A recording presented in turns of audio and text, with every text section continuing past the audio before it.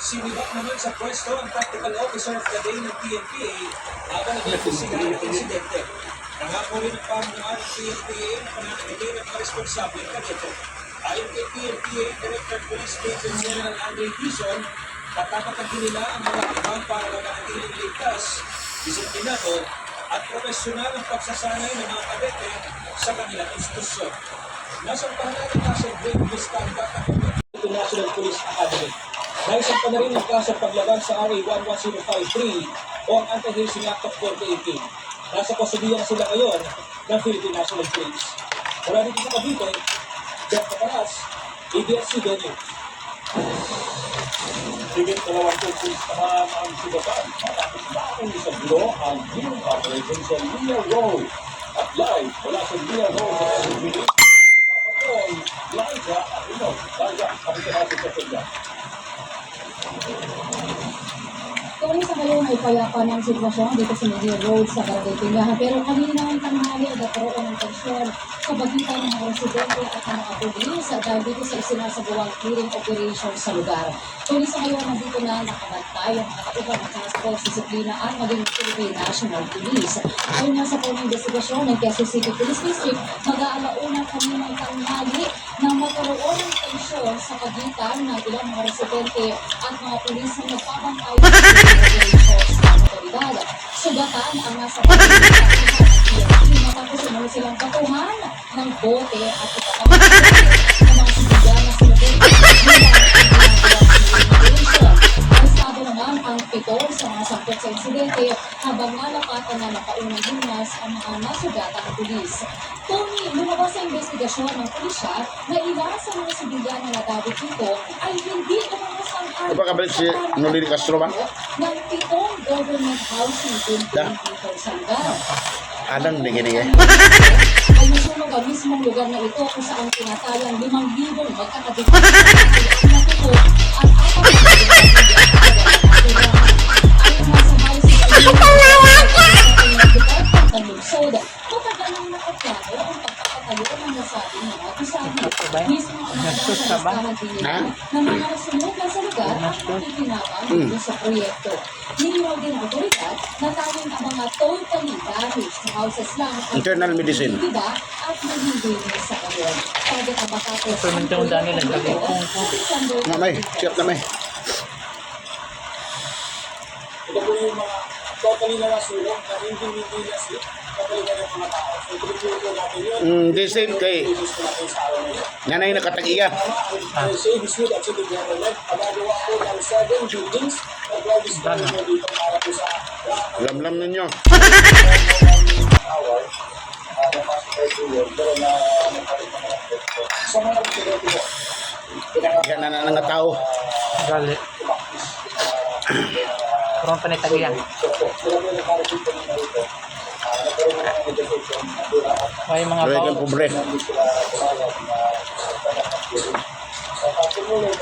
Ano sila mawira nung dito lo? May papel. Nga, yung insect na nakapalit na may papel. Ayon naman sa ilang mga residente, umaalma sila lalo na't wala naman silang natanggap umano na notice na gagawin ito ngayon ng pamahalaan. Wala kayong pobre. Wala rin pong maayos na relocation para sa mga kawan. Sabi nila, ano po ang pangako na sa amin? Ngayon, Squatter sa kaugalingong yutang na tawhan. No. May kuha na, may bigyan na tanganin mo. Sabi ko, wala pa silang lugar, hindi ko nasasabi kung magagawa ko kasi usually, langa eh. Ano yung sili dahil? malulungkot. Kulikot, manin yung ahalam kayo. Ano na kulikot? Ako sa din eh. Sili man labuyo. Kaya nga eh. Mo na kulikot tayo mong kulikot. Sa mga sinugang residente, Isipon ko ko.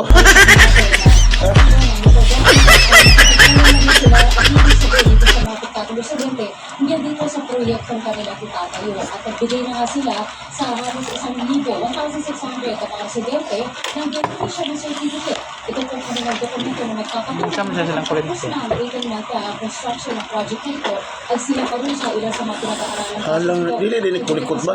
Siling labuyo ba? Hala lang kayo mga bangas. Maraming salamat, Liza Aquino. Patay ang motorcycle truck driver matapos masahin ng first van at magulungan pa. Patay! Oh! Habang binabalik Kuya Star.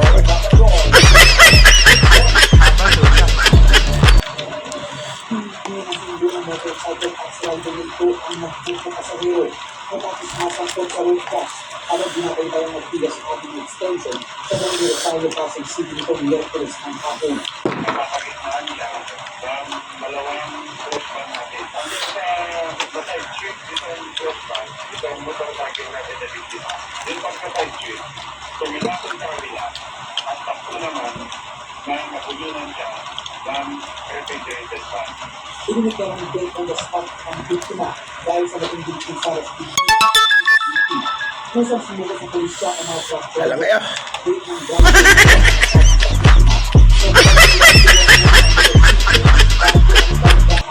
Kami wala nito ako. Kami nito respect na kung tumalabay sa akin. Kung tumulong na lang po na pagsilip ko namin ng worker ko. Ganda na po ang gagawin ko. dito sa mga driver ng isang truck.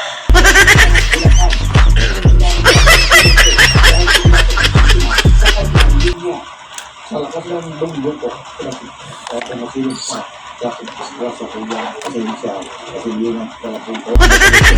Naharap pa ang dalawa sa reklamong weapons and tools sorting ng homicide and damage to property. Nanawagan naman sa mga nagmamotorsiklo ang security force ng Barangay Rosario na iwasang sumingit sa pagitan ng malalaking sasakyan, lalo na sa tinatawag na blind spots. Christopher Sitson, Madagong sakyanan na kinay blind spot kay. Ha? Kinay blind spot. Kanan sa kananda. Ganun ko. sa investigasyon ng gano'ng insidente pasado alas 9 na gabi at walang baba o video ang Thank you all for watching this here video.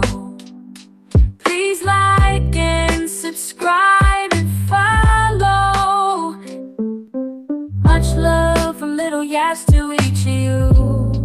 Content creator, making it